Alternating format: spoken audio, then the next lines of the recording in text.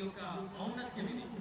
మన సంప్రదాయాలు, మన పురాణాలు, మన ఇతిహాసాలు, మన నమ్మకాలు, మన ప్రాణికోటిని, అందుకే మనం చెట్టును పుట్టను కూడా పూజిస్తాం. అలాగే ఇక్కడ ఇంత పెద్ద ప్రాంతంలో మనకి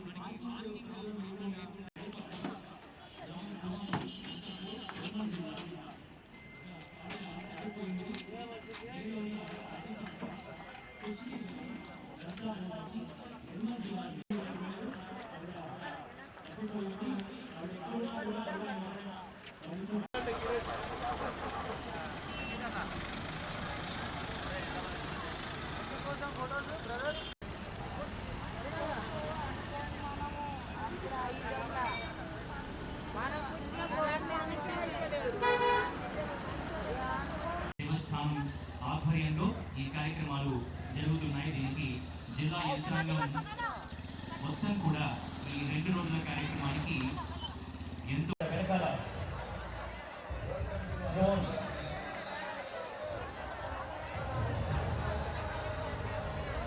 ఈ దేవస్థానం, ఈ పరిసర ప్రాంతాన్ని మనం చూడడం జరిగింది. ఎక్కడెక్కడి నుంచో భక్తులు ఇక్కడ విచ్చేస్తారు. తెలంగాణ నుంచే కాకుండా మహారాష్ట్ర నుంచి. ఈ పుణ్యక్షేత్రంలో కళ ద్వారా దేవుని అర్చించే అవకాశం అందరికీ రాదని ఎంతో మంది కళాకారులు ఇక్కడికి విచ్చేస్తూ ఉంటారు. దీన్ని ప్రారంభించుకుందాం.